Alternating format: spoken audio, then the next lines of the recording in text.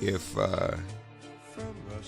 he heard the news uh, about last week, as far as I was concerned.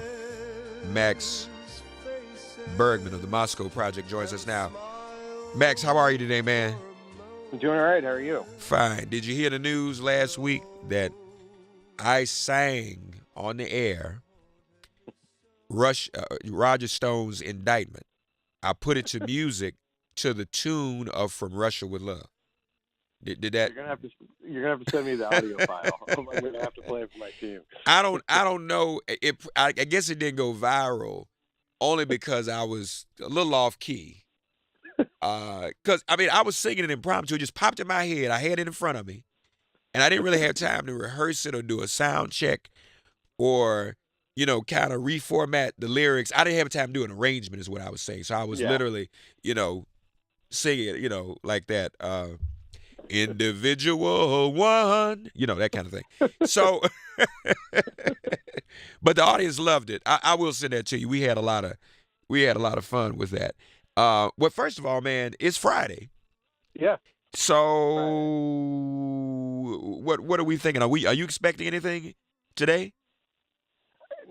Probably not. I mean, I think Mueller tends to, it's not every Friday. He tends to take a lot of Fridays off. It's just whenever he's going to do something, it tends to be a Friday. So, but you never know. I mean, there are a ton of indication, or not a ton, but there's a lot of rumors swirling that the investigation may be close to coming to an end. And there's the Stone indictment from last week. It raises actually a lot of additional threads and potential questions of other people that may potentially be indicted. Mueller may wait on that till he's kind of towards the end, but you never know. It's Friday, and and anything can happen. Well, we haven't had much chance to talk since the arrest. Let's start there. Well, we did talk about the indictment. I mean, it's clear that he was in direct, when if not direct, he was in contact with WikiLeaks. All of this worked together pretty seamlessly, didn't it, Yeah. Max? Yeah, and I think part of what we are seeing here is potentially sort of one kind of window into the one sort of line of effort, Right. the Trump campaign's effort to get a back channel to WikiLeaks. And what we're sort of not seeing with this indictment is also all their other contacts with Russia. So I think it's important to sort of put this in context, right? The Trump campaign is meeting with Russia. They're with Russian linked figures, with Kremlin linked figures.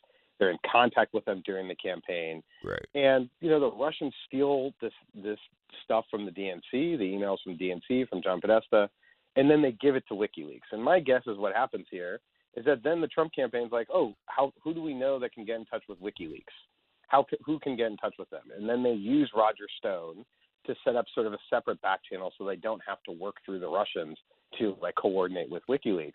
And what is pretty clear, and not just from the indictment, but from other information that's now been sort of coming out and reporting, is that back channel was successful.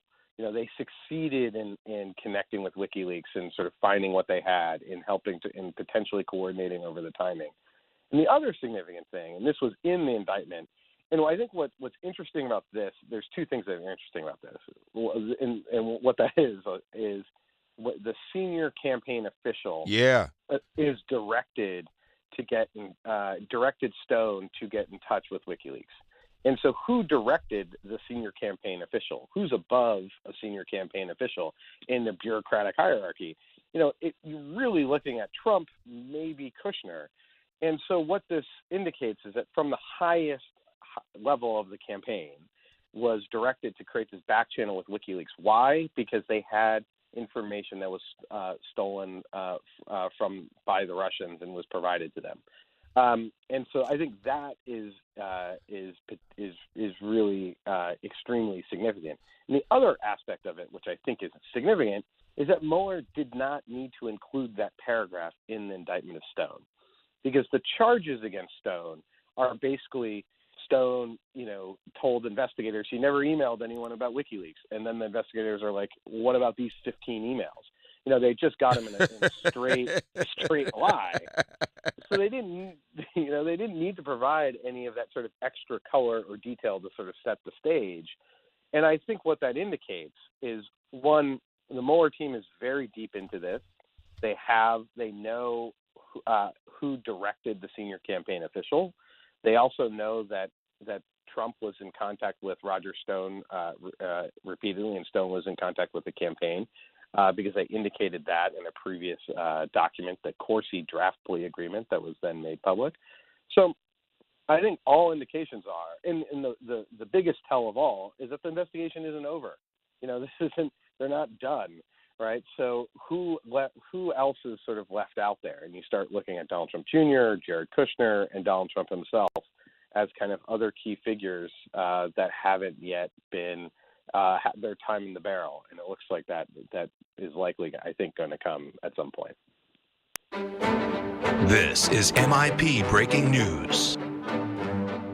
This is timely, so we'll get Max's immediate reaction. There are reports that Secretary of State Mike Pompeo is going to announce the suspension of a nuclear treaty with Russia. This is just breaking.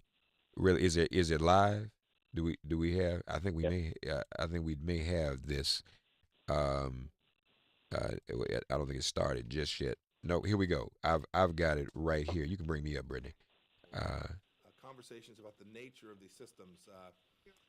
There's no mistaking that the Russians have chosen to not comply with this treaty and present the risk of continued arms growth in a way that they had committed to back when they signed this treaty that they would not do. And if you just have one party to a treaty complying, you're down the path that you described. We will continue to work with the Russians to achieve an outcome that gets us to a place. President Trump very much wants to have an agreement that is verifiable and enforceable on these systems, and I hope we can convince the Russians it's in their best interest as well. We certainly think that it is. One more question. Michael Gordon, Wall Street Journal. Yes, sir. Sir, the Trump administration has withdrawn from agreements it doesn't like, the JCPOA, and now you've indicated your intentions on INF because of the Russian alleged violation.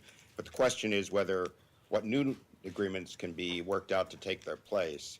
The Russians have said they're prepared to discuss a New START extension. The treaty expires in 2 years, which is not a lot of time if the administration plans to take a new approach. When will the United States be prepared to discuss the future of strategic arms control, and what is your vision of how to go about limiting or reducing the world's most dangerous arms? Yeah, these are incredibly important questions. I would wager to say that President Trump has put this risk of proliferation as his highest American national security interest. And we're in the interest of time, let me just do this. Max, is this cover? Are they trying to look like that they're at odds to cover themselves right now? No, I think this is actually quite the opposite. This is a huge gift to Russia.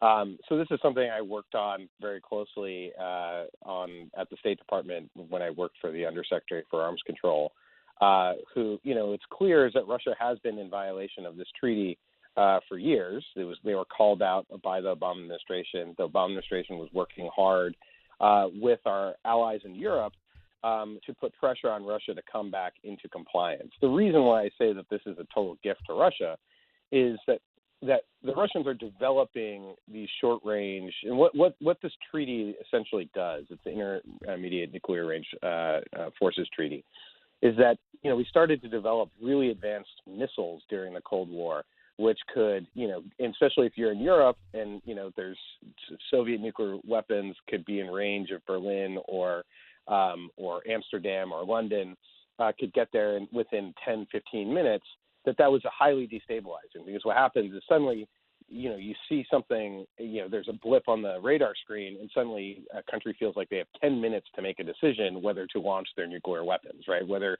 we're in a nuclear war. It sort of shrinks that time horizon. So they're highly destabilizing because countries could just totally miscalculate and be on edge because of the limited amount of time to actually make a decision.